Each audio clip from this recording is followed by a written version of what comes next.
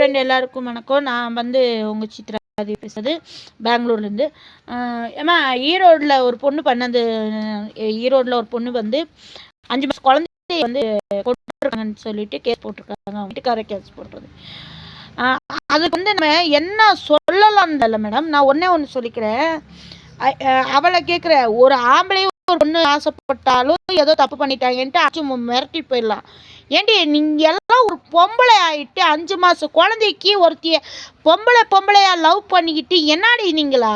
என்ன நடக்குதுடா இந்த உலகத்தில்?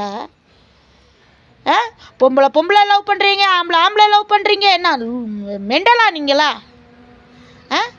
டே அழகு மாதிரி புருஷன் நல்லா இருக்கேன்லடி.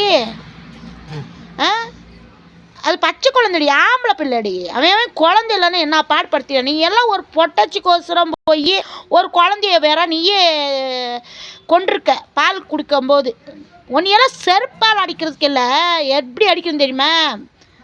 10 மாதம் பிள்ளைங்களை பெருக்கும்போது இருக்கிற அம்மாங்கெல்லாம் வந்து உன்னை கொளுத்து அடிச்சல, உன்னை ஜெயிலுக்குள்ள அங்கே போட்டு உன்னை கொண்டிருக்கணும்டி.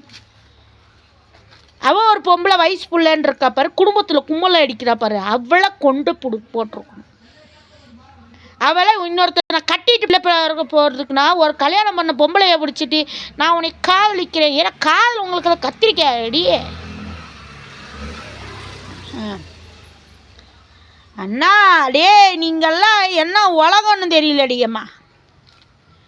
எதுக்குதான் லவ் பண்ணுறாங்களோ, எதுக்குதான் கல்யாணம் பண்ணிங்கிறீங்களோ? பூ உங்கள் வாயில் மண்ணுழுக. 5 மாதம் குழந்தைய கொண்டுட்டு போய் உங்கள் சைட்டில் போய் மண்ணை பண்ணி வச்சுருக்க. நீ எல்லாம் உன்னையெல்லாம் எதில் எடுத்து சாத்தணும்டி? கடவுள் உங்களுக்கெல்லாம் பிள்ளைய கொடுக்குறீங்க பாரு. சொல்லிட்டு புருஷன்ட்ட மன்னிப்பு கேட்குறியா நீ? தாயோலி முக. உன்னையெல்லாம் சொருப்பாலடி கத்தி எடுத்த வந்தேன்னு வச்சுக்கோ. ஈரோடில் இருக்கேன்னு சும்மா விட்டுட்டேன். பக்கத்தில் எங்கன்னா இருந்தேன்னு வச்சுக்கோ, மகளை ஸ்டேஷனில் வந்து உனக்கு கொண்டிருப்பேன். பாண்டாரு நாங்கள்லாம் பிள்ளைங்களை வளர்க்குறோண்டி.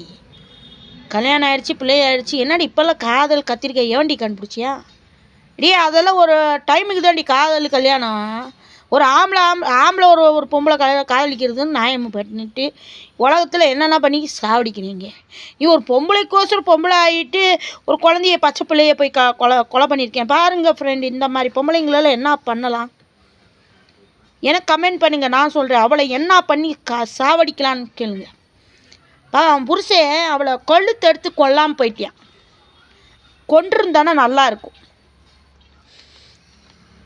சத்தியமா மனுஷன் காதலுன்னு அழகான காதல்னு கண்டுபிடிச்சது எப்படி தெரியுமா? அந்த வயசுக்கு வந்து ஒரு ஆம்பளை பையனை பார்த்து கல்யாணம் பண்ணி காதலித்து கல்யாணம் பண்ணிக்கிட்டு குழந்தை குட்டி படுத்துக்கிட்டு புருஷன் நல்லா இல்லைன்னா அவன் வந்து புருஷன் டைவர்ஸ் ஆகிட்டு வீட்டில் அம்மா வீட்டில் இருந்துட்டு இது இல்லைன்னா இன்னொரு வாழ்க்கை கொடுப்பாங்க பாரு. அவங்கள நம்பிட்டு ஒரு ஆம்பளையை நம்பிட்டு நம்ம போகலாம். ஆனால் பொம்பளை இது பண்ண. ஆனால் இப்போல்லாம் இந்த காலத்தில் வந்து சத்தியமாக சொல்கிறேன், சாமி இறங்கணும்டா. சாமி வந்து மனுஷ ரூபில் வந்து உங்களுக்கெல்லாம் நல்ல பாடத்தை கற்றுக் கொடுக்கணும். சத்தியமாக நீங்கள்லாம் என்ன ஆளுங்களா? டே எங்கடா இருக்கீங்களே? இத்தனை பேர் எல்லாம் எப்படிடா விட்டுட்டு உழைச்சிட்டு இருக்கீங்க? சும்மா காதல் கத்திரிக்காயெல்லாம் கண்டுபிடிக்க முடியாதுடா. பொம்பளை காதலிக்கிறது, ஆம்பளை காதலிக்கிறது. உலகம் என்னடா நடக்குது? அழி போக போகுதுடா. 2026 வருதுல, 2075 வந்தாலும் இந்த பாடு தான். இன்னும் 2075 எல்லாம் வந்துருச்சுன்னு வச்சுக்கோ, உங்களெல்லாம் பிடிக்கிறதுக்கு ஆள் இல்லைடா. சே இல்லை நாயின்னு மனுஷனு கல்யாணம் பண்ண போடுறீங்க அப்படிதே. சத்தியமாக சொல்கிறேன், இன்னொரு காலத்தில் வந்து மிருகத்தையும் மனுஷனும் கல்யாணம் பண்ணிக்கிட்டு குடும்பத்தை நடத்த போகுதுங்க. அப்படி தான் நடக்க போகுது. அப்பா காதலை கண்டுபிடிச்சாங்கப்பா. காதல் அடியே நீலாம் 5 மாதம் குழந்தைய கொண்டிருக்க பாரதேசம் நாயே. உனக்கெல்லாம் எந்த ஊர்? அந்த ஊரில் நல்லவன் எவனா நல்ல ஆம்பளையாக இருந்தானே நல்லா போட்டு தள்ளிடணுடியோ. நீங்கள் 2 பேரும் போட்டு தள்ளிடணும். பொம்பளைங்க இத்தனை வருஷம் விட்டு வெளியே வந்திருக்காங்க. உலகத்தில் வந்து வெளியே வந்திருக்காங்களான்னா வாசல் விட்டு வெளியே வந்திருக்காங்க. சம்பாதிக்கணும்,